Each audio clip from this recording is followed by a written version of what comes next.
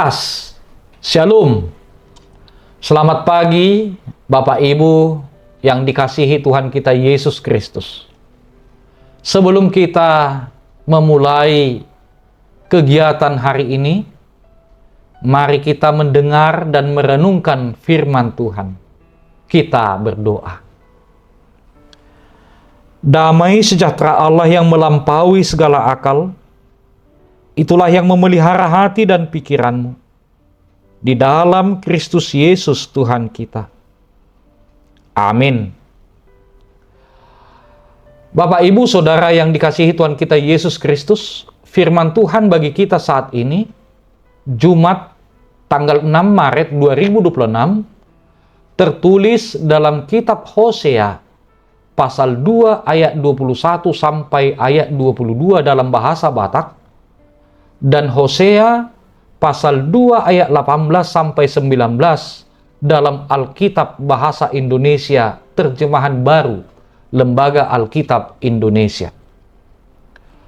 Dalam bahasa Batak dikatakan, jadi uliok kumaho bahen jolmakku saliling-lilingna. Uliok kumaho marhite-hite hati goran dohot uhum, dohot asin ni roha, dohot akka habasaon ni roha.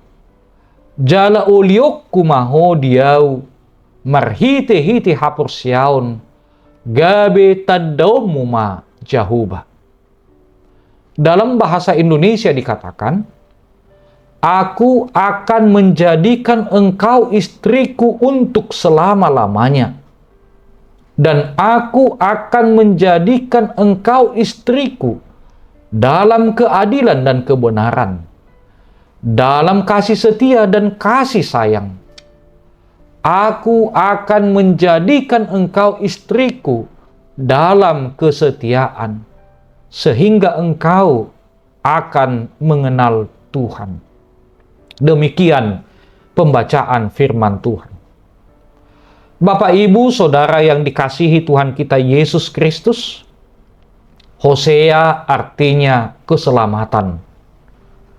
Dia anak Beeri, dan dia seorang nabi di kerajaan Israel Utara yang beribu kota di Samaria pada zaman pemerintahan Raja Yerobeam dan Yoas. Hosea menikah dengan seorang pelacur bernama Gomer, anak Diblaim, atas perintah Allah. Kehidupan pernikahan Hosea dengan Gomer merupakan gambaran mengenai hubungan Allah dengan umatnya yang mempertontonkan kemerosotan Israel pada waktu itu. Pernikahannya sebagai simbol hubungan antara Allah sebagai suami dan umatnya sebagai istri yang tidak setia. Ketidaksetiaan Gomer sebagai pelacur, tidak bermoral dan nakal, menjadi gambaran ketidaksetiaan Israel yang menodai hubungannya dengan Tuhan. Hosea memiliki 3 orang anak yang diberi nama sebagai simbol dan tragedi yang menimpa Israel. Nama anaknya yaitu Yisrael, artinya Allah menyerahkan atau Allah mencerai-beraikan. Anak yang kedua bernama Lo Ruhumah, artinya tidak disayangi. Yang ketiga Lo Ami, artinya kamu bukan umatku lagi. Semua ini menegaskan keretakan hubungan antara umatnya, bangsa Israel, dengan Tuhan. Umat Israel memang hancur di tangan Asyur pada tahun 722 sebelum Masehi.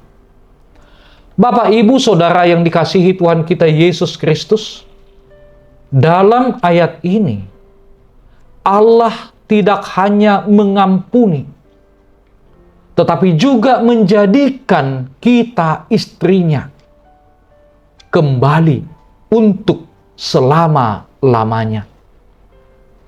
Ini merupakan gambaran pernikahan ulang, tanda kutip, pernikahan ulang rohani antara Allah dan umatnya setelah masa penghukuman karena ketidaksetiaan, karena perzinahan rohani.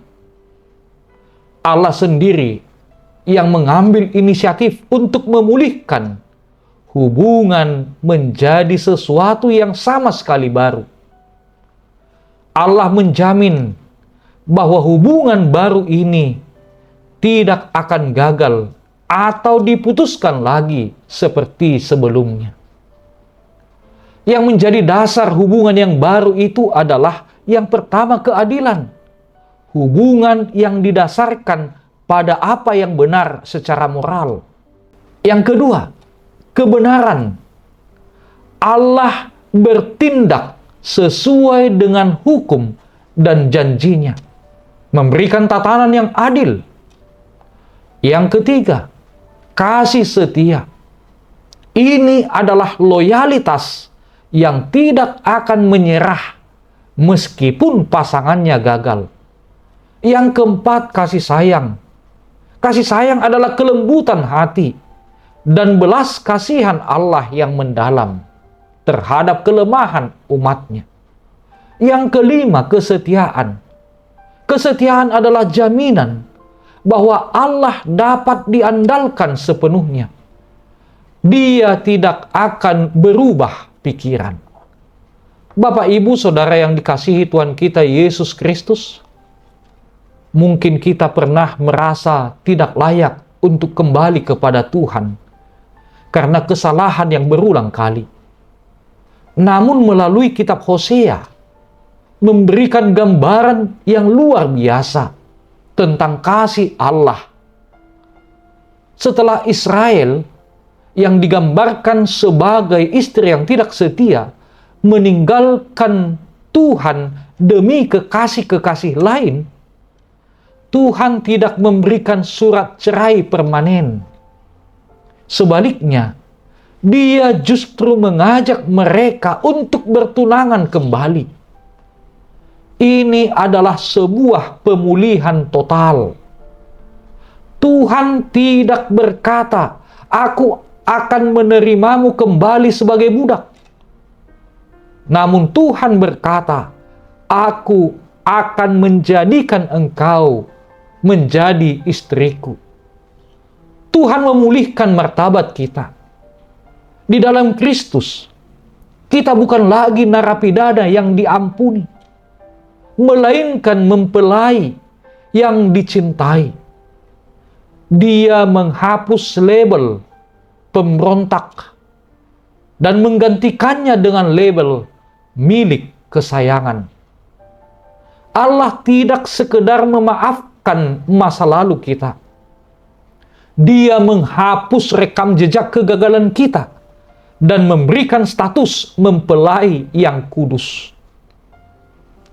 Kedalaman kasih ini menunjukkan bahwa bagi Allah tidak ada kata sudah terlambat atau terlalu rusak untuk sebuah pemulihan. Hubungan yang lama telah gagal karena dibangun di atas janji manusia yang rapuh. Namun hubungan yang baru kini dibangun di atas karakter Allah yang setia memegang janjinya. Tuhan ingin kita mengenal Dia, bukan hanya tahu tentang Dia, tetapi mengalami hidup bersama-sama dengan Dia. Kasih Allah di dalam kitab Hosea adalah gambaran dari pengorbanan Kristus di kayu salib. Kristus adalah Hosea sejati yang membeli kembali Gomer, yaitu kita umat manusia, dengan darahnya untuk mempertunangkan kita dengannya selama-lamanya. Sebagaimana Tuhan memulihkan hubungannya dengan kita orang yang berdosa ini melalui pengampunan. Demikian juga kita memulihkan hubungan terhadap saudara dan sesama kita. Amin, kita berdoa. Terima kasih Tuhan, karena Engkau selalu mengasihi. Sekalipun kami berulang kali menjauh, namun Engkau mengejar dan mengampuni dengan kasih setia dan belas kasihan. Ajarlah kami untuk hidup dalam kesetiaan dan semakin mengenal hati-Mu setiap saat. Biarlah pengenalan akan Engkau mengubah cara kami berpikir, berkata-kata, dan mengasihi sesama.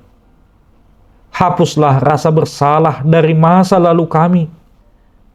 Kiranya kasih yang memulihkan ini memampukan kami untuk berjalan tegak sebagai orang yang telah Engkau kasihi tanpa syarat.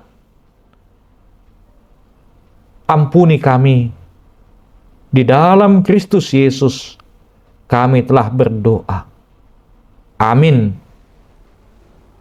Shalom.